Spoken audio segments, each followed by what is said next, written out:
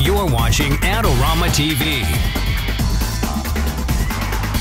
Hi everybody, welcome to Adorama TV Product Reviews. I'm Mark Wallace. Well, today I want to talk to you about two new filters that came out from Formatt Hitech, and they are really cool. They are right here. One of them is a warming and cooling filter. The other is a neutral density filter that's circular, so you can change how much light it blocks, which is really nice. But what I want to start with is this guy right here. This is a warming and cooling filter.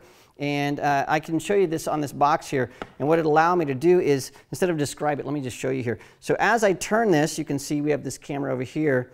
And you can see that it becomes, the color temperature changes from warm to cool. And that is really neat because you can put this on the end of your lens. And both of these work like this. You just screw it right onto the end of your lens like that. And now you can move this to change from warm or cool. And on the top here, I don't know if you can see this, but there is a warm, and then there's a little cool label, which is really, you don't need that because you can just look through the lens and see if you're warming or cooling, and it works really nice. Now what I found was, I just shot some quick tests out in some scenic shots, and you can see these shots here of the tree. I was able to really quickly go from a nice cool image, twist that filter and go to a much warmer image, so it changes the color of the sky and the leaves and the branches and everything. And I did that in like 3 seconds. I just clicked and then turned and clicked. And so for scenic photographers, this is a great tool for being able to change the scene. Now I also wanted to try this with people, and so we grabbed Michael and threw him out. He's one of our digital asset manager editor geniuses. And what I was able to do was to take a picture that was cool, twist, and get a picture that was much warmer. And you can see these two photos side by side. Now, one of the things that I noticed when I was using this filter, if you leave your camera on auto white balance, the camera sometimes will correct for the changes that you make. So make sure you either set a white balance that's for, you know, sun or shade or wherever you are, do a custom white balance before you start making changes, or the camera will just sort of fix it for you. And so that was a gotcha. Now the other thing I wanted to try is to see if I could do the same thing in post-production, and I found out I pretty much could. If I shot in RAW, I could take pictures and make them much bluer or warmer, as you can see here with this picture of Michael. But the advantage of having this on the end of your lens is it's a real time saver, and if you're traveling and you want to upload things to Facebook or your website or your portfolio and you don't have a lot of time to do post-production, this is really going to save you a lot of time.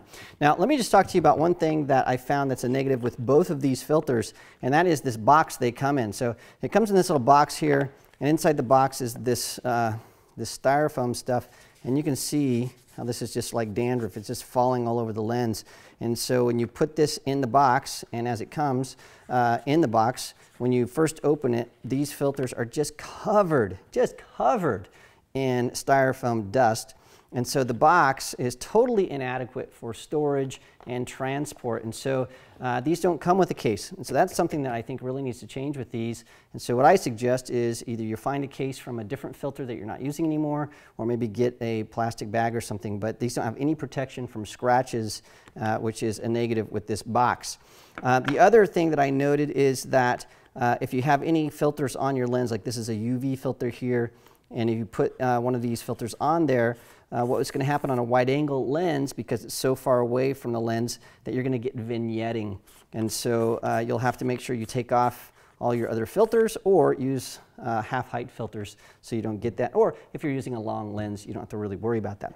Let's talk about this guy right here. This is a multi-stop neutral density filter. And what that means is that as I turn this, things will get darker and darker and darker and back to normal. And this is 6 stops. And so a neutral density filter can really help you out when you're shooting outside and you want to shoot with a wide open aperture to get that really nice shallow depth of field, or if you want to do some advanced things with a strobe or a speed light. In fact, we did all that stuff on Digital Photography 101, episode 211 and 212. We shot outside and stopped. We eliminated a bunch of traffic on a freeway. We overpowered the sun using strobes. We did all kinds of really fun stuff using a neutral density filter, and that's the kind of fun you can have with something like this. Well, those are the Formatt Hitech filters. Now, these come in different sizes because they're screw-on. They come from 58 millimeters all the way up to 105 millimeters.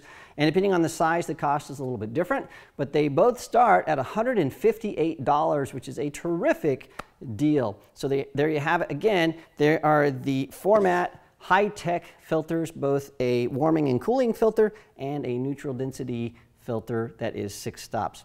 Well, thank you so much for joining us today. Remember, if you have questions about photography gear, you can send those questions to me at AskMark@Adorama.com. This episode is brought to you by Adorama TV. Visit the Adorama Learning Center where you'll find photography tips and techniques, links to the gear used in this episode, and related videos. For all the latest photography, video, and computer gear, visit Adorama.com. And the next time you're in New York City, visit our store located on 18th Street between 5th and 6th Avenue.